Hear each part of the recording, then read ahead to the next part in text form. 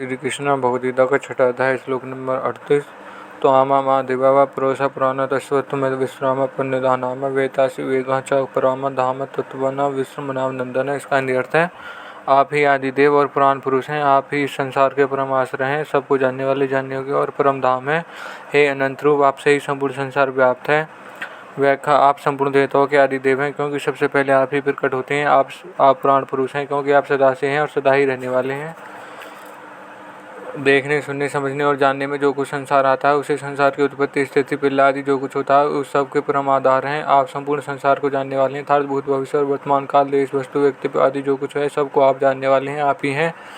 वेद, शास्त्रों, संत, महात्मा आदि के द्वारा जानने योग्य केवल आप ही हैं, जिसको मुक्ति, परमार्थ आदि नामों से कहते हैं, जिसको जाकर फिर लौटकर आना नहीं पड़ता और जिसको प्राप्त करने पर जानना और आना कुछ बाकी नहीं रहता, ऐसे परमधाम आप हैं। विराट रूप में प्रकट हुए आपको रूपों का कोई पारावार नहीं है, सब तरफ से ही आपके अनंत रूप हैं। आपसे संपूर्ण संसार व्याप्त है, अर्थात संसार के कण कण में आप ही व्याप्त हैं।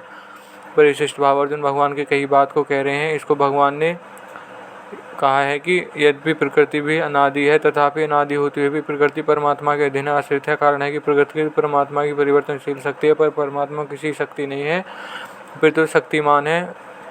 इसको भगवान ने पुराण पदों से कहा है कि भगवान से पुराना कोई नहीं है, क्योंकि वे कालातीत हैं। इससे भगवान ने कहा है कि सृष्टि अनंत है, पर वे भी भगवान के एक वेश में रहती हैं।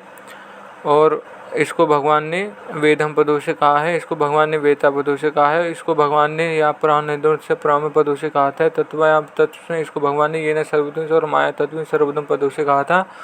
और यह श्लोक यहीं समाप्त होता है। धन्यवाद।